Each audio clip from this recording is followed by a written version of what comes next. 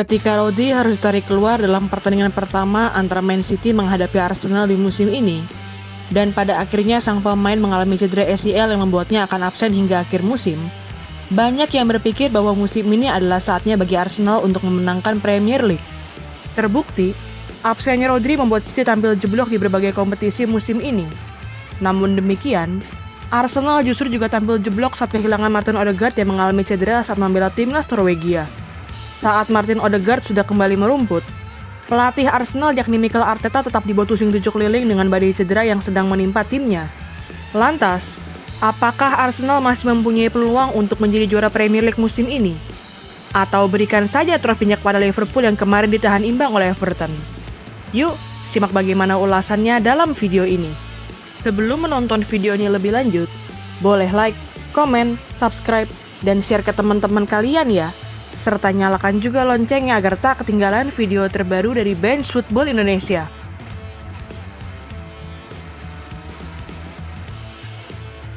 Di pertengahan musim 2023-2024, Arsenal mengalami peningkatan performa yang signifikan setelah menjalani training camp di Dubai.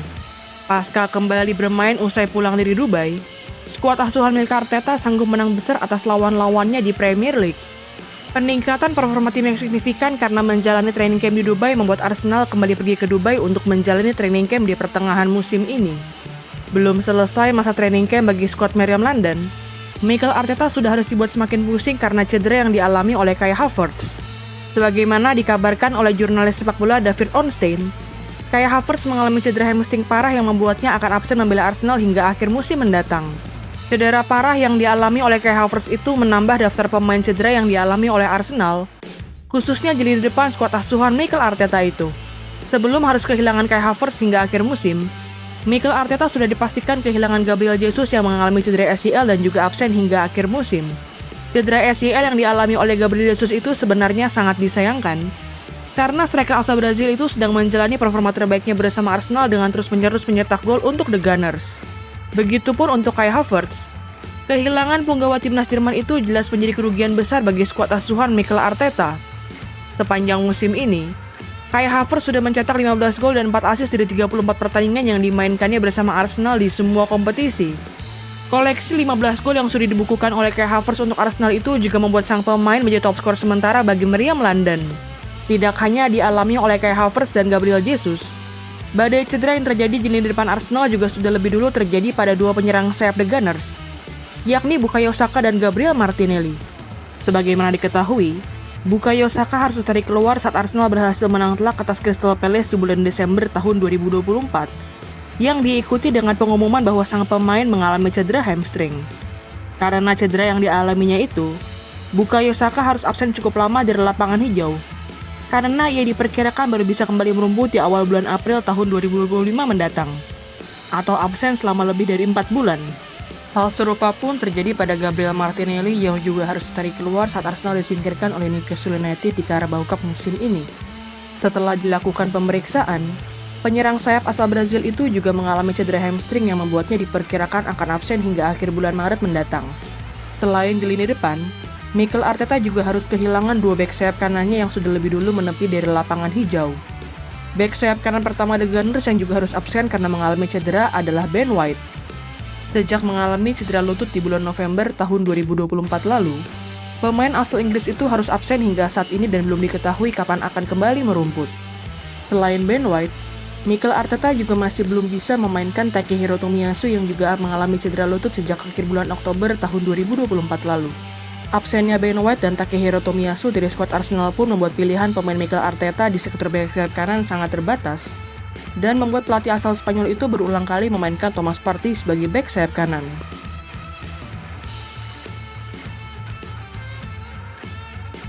Meskipun baru terjadi di beberapa pekan terakhir, badai cedera yang menimpa Arsenal khususnya di lini depan sebenarnya merupakan bom waktu yang pada akhirnya akan meledak juga.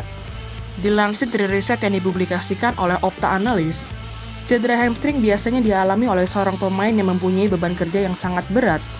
Riset yang dipublikasikan oleh Opta Analyst itu terbukti benar karena 3 penyerang Arsenal yang mengalami cedera hamstring yakni Bukayo Saka, Gabriel Martinelli, dan Kai Havertz adalah pemain-pemain dengan beban kerja yang sangat berat di skuad asuhan Mikel Arteta itu.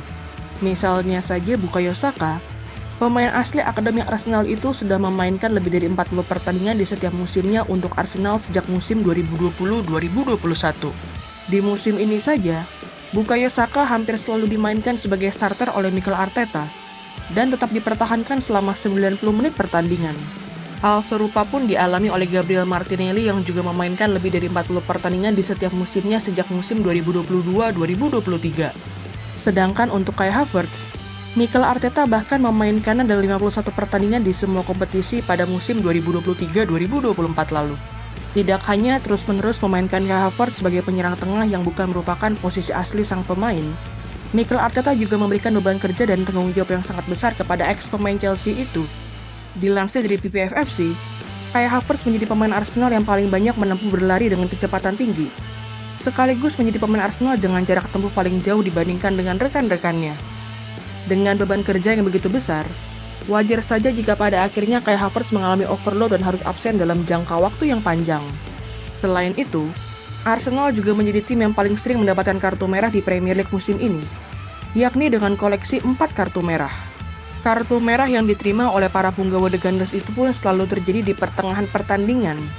Sebagaimana hal itu terjadi pada Declan Rice yang diusir dari lapangan di menit ke-49 saat menghadapi Brighton, Miles Lewis-Kelly yang dihukum kartu merah di menit ke-43 saat menghadapi Wolverhampton Wanderers, William Saliba yang diusir di menit ke-30 dalam pertandingan melawan Bournemouth, hingga Leandro Trossard yang diganjar kartu merah di menit ke-45 saat Arsenal menghadapi Man City. Kartu merah di pertengahan pertandingan itu membuat Arsenal harus melanjutkan pertandingan dengan 10 pemain dalam rentang waktu yang lama, dan secara otomatis membuat beban kerja para punggawa The Gunners menjadi jauh lebih berat dari sebelumnya. Tidak hanya itu, Opta Analis juga mencatat Arsenal sebagai salah satu tim yang paling sedikit melakukan pergantian pemain di Premier League musim ini.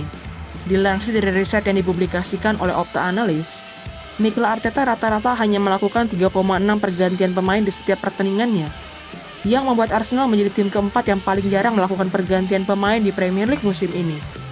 Selain termasuk jarang melakukan pergantian pemain, Opta Analis juga mencatat Mikel Arteta rata-rata hanya memberikan sekitar 17 menit bermain kepada para pemain pengganti Arsenal.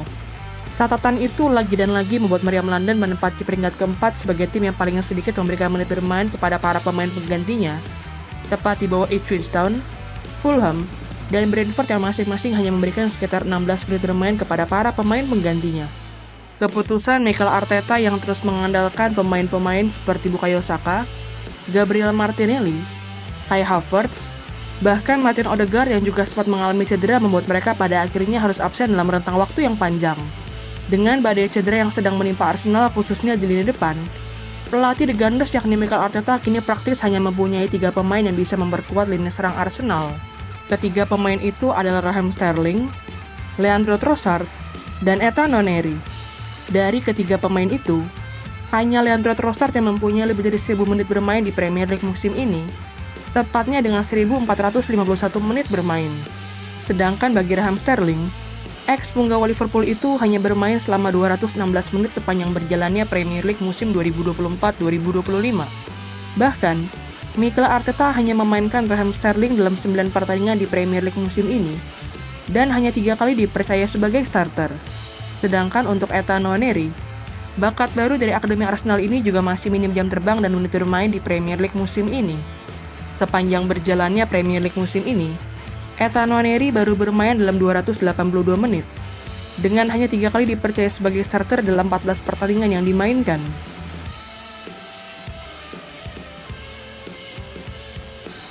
Dengan badai cedera yang menimpa pemain-pemain penting Arsenal, pertanyaan selanjutnya adalah apakah Arsenal masih mempunyai harapan untuk memenangkan Premier League musim ini?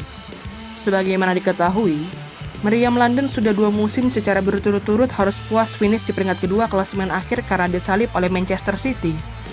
Meskipun anjloknya performa The Citizen di musim ini diperkirakan menjadi kesempatan emas bagi Arsenal untuk merebut trofi Premier League, namun kedatangan Arne Slot sebagai pengganti Jurgen Klopp di kursi kepelatihan Liverpool ternyata memberikan dampak instan bagi The Reds. Hingga berakhirnya pekan ke-24 Premier League musim 2024-2025, Arne Slot sanggup membawa Liverpool menjadi pemuncak klasemen sementara Premier League musim ini dengan keunggulan 7 poin atas Arsenal yang menempati peringkat kedua. Meskipun masih berada di puncak klasemen, Hasil imbang saat bertemu Everton membuat selisih poin dengan Arsenal yang sebelumnya 9 poin kini hanya tersisa 7 poin. Dengan pertandingan-pertandingan Premier League yang masih menyisakan 14 pekan lagi, bukan tidak mungkin Arsenal mampu menyalip Liverpool di akhir musim mendatang. Terlebih, The Reds dan The Gunners juga masih akan bermain di Champions League musim ini, yang membuat Arne Slot dan Mikel Arteta harus berhati-hati dalam memainkan para pemain pentingnya. Bahkan khusus untuk Liverpool, skuad asuhan Arne Slot itu masih harus menjalani babak final Carabao Cup musim ini menghadapi Newcastle United. Gimana nih menurut teman-teman? Apakah dengan badai cedera yang terjadi, Arsenal masih mempunyai peluang untuk menjuarai Premier League musim ini? Atau berikan saja trofinya kepada Liverpool? Tulis pendapatmu di kolom komentar ya.